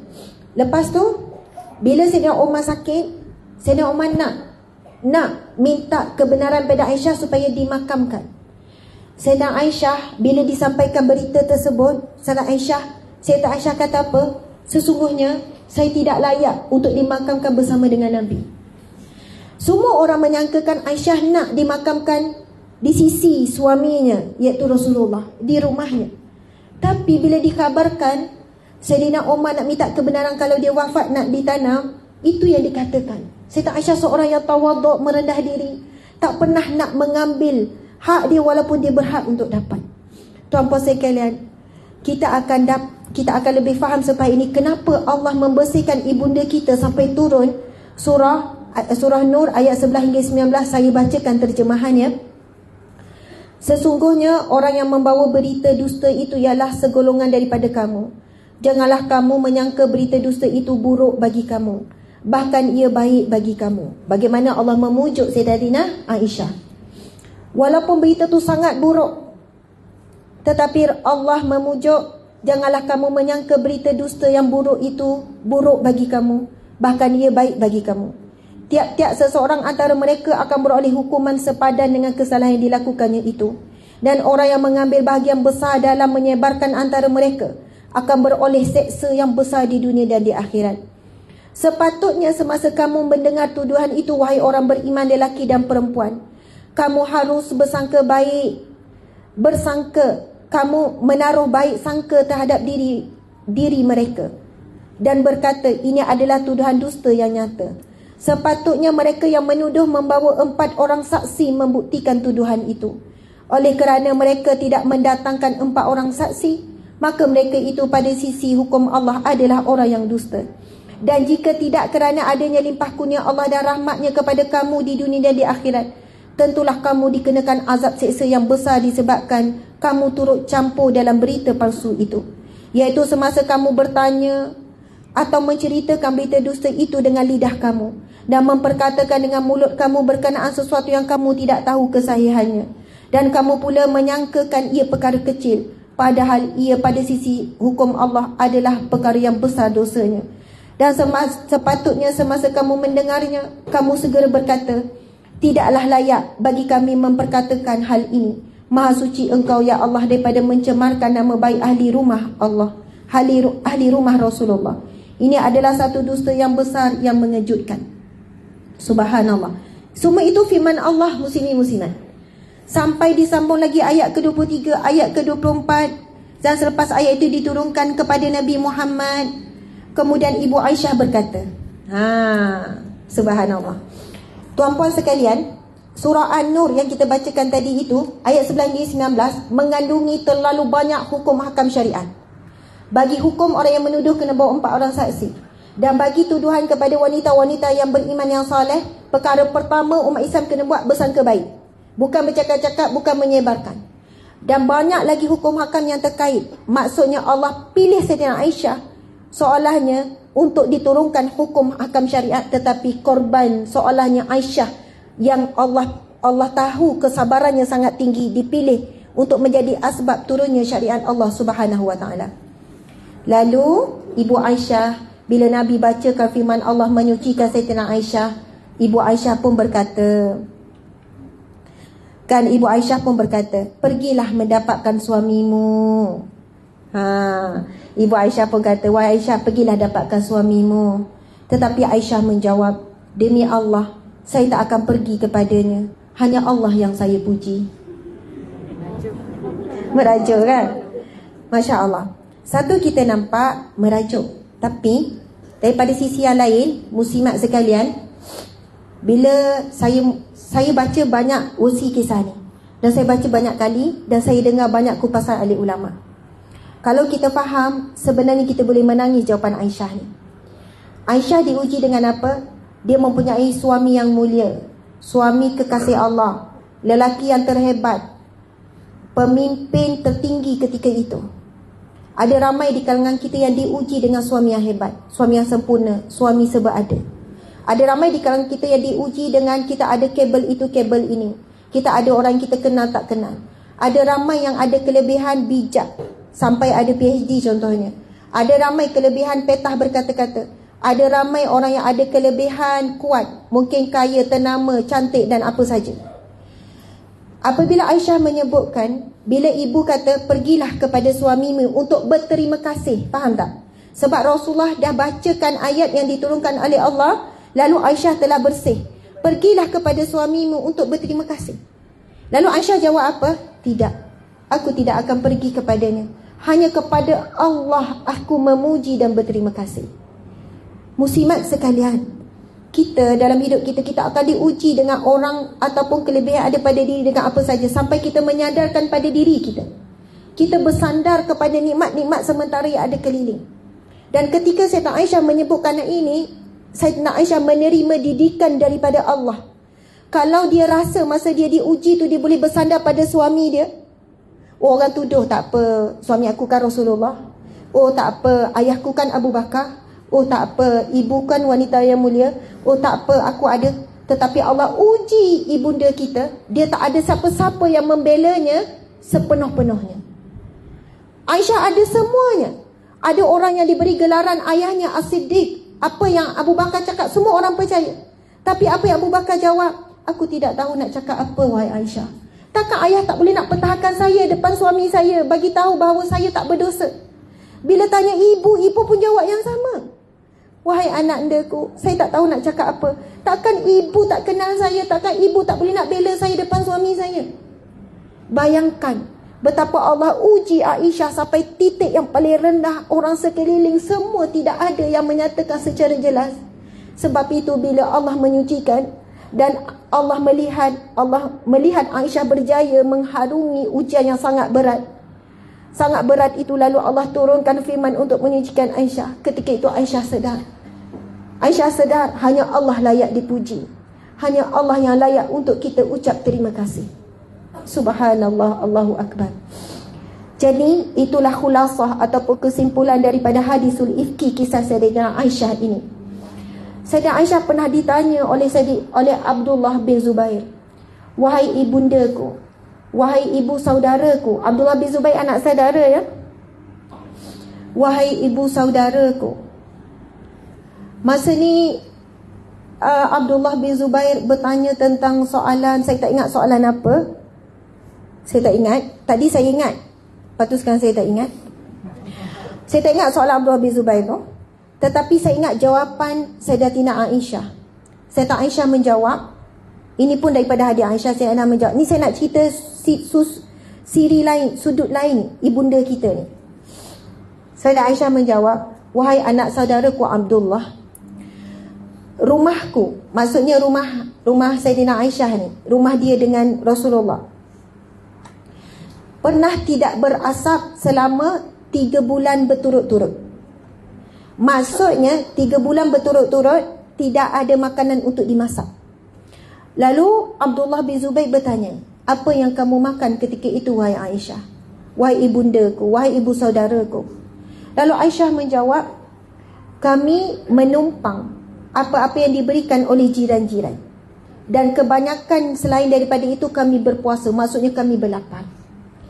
Ibunda kita, kalau kita remaja, kita orang muda, bukan kuat nak menahan sabar lapar ya. Aisyah sampai kurus kering, sampai tak rasa, saya tak tahu, tak nak bayang kurus kering. Aisyah menahan lapar, selalu berpuasa dengan Nabi, dan tidak pernah merungut ataupun, bang pergilah cari kerja, saya lapar ni, awak ni kan. Padahal Rasulullah boleh je bawa makanan hidangan yang sedap-sedap, sebab Rasulullah ini pembesar, ramai je orang bagi hadiah. Tetapi kemuliaan Aisyah apa? Bila nak makan, ingat orang lapar, bagi makanan, biarlah dia lapar sampai dia kurus kering. Pakaian pun bercompang-camping. Tu apa sekiranya, kita tak ada satu helai baju yang kita tampal yang kita tak ada. Maksudnya tampal tu bukan sebab hiasan ya, tampal sebab berlubang, sebab terlalu lusuh. Begitulah mulianya ibunda kita Sayyidatina Aisyah radhiyallahu anha. Kerana itu selayaknya beliau sampai Allah pilih melalui malaikat ya, malaikat Jibril, melihatkan wajah isteri siapa bila dibuka, iaitu ditunjukkan wajah Aisyah. Memang layak sangat sampai dipilih Aisyah ini. Rasulullah wafat di atas ribaan, dan ketika itulah bila Rasulullah minta, bila Aisyah nak redakan sakit Nabi, Aisyah buat apa? Aisyah ambil tangan Nabi, dan Aisyah celupkan dalam air, dan Aisyah gunakan tangan Nabi yang mulia itu juga untuk sapu tubuh badan Nabi, mana yang boleh disampaikan. Aisyah kata tidak ada tangan yang lebih mulia melainkan tangan Nabi SAW. Masya Allah, Allahu Akbar. Jadi sahabat sekalian, sebagaimana Rasulullah sebut kepada Fatimah, wahai Fatimah, jika benar engkau mencintaiku, cintai orang yang aku cintai, iaitu Aisyah. Maka wahai wanita sekalian, jika benar kita mencintai Nabi, cintailah Aisyah. Kerana apabila kita mencintai orang yang Nabi cinta, maka insya-Allah kita juga dicintai oleh Rasulullah SAW. Dan hari ini Allah takdirkan kita dengar sikit baru cerita Aisyah. Buku ni tebal tu apa sekian. Saya ambil cerita salah satu bab sahaja. Ada banyak lagi cerita Aisyah. Apa yang tanggungjawab kita selepas ini adalah baca lagi, cari buku tentang Aisyah, dengar lagi, supaya kita mencintai Aisyah. Dan di akhirat kelak Allah takdirkan, Allah pilih kita untuk melihat wajah indahnya Aisyah radhiyallahu anha. Dan Allah satukan kita di syurga Firdaus tanpa dihisap. Dan ketika itu kita dapat melihat indahnya wajah Khadijah, indahnya wajah Aisyah, indahnya wajah Fatimah. Dan kita sangat mendambakan untuk melihat indahnya wajah Rasulullah SAW. Dan yang terindah, yang paling nikmat adalah melihat wajhullah, wajah Allah. Dan itulah yang akan diberikan oleh orang-orang yang beriman yang masuk ke dalam syurga. Amin ya rabbal alamin. Terima kasih banyak-banyak. Mohon maaf salah dan silap. Saya sayang semua muslimat kerana Allah dan kerana Rasulullah SAW. InsyaAllah ada rezeki kita bertemu lagi di sini, insyaAllah. Terima kasih kepada tuan rumah Datuk Seri. Terima kasih semua yang hadir. InsyaAllah sebagai penutup, saya nak minta lebih kurang 2 minit saya nak buat pengumuman. Saya ada datang dengan tim muslimat. Subhanallah.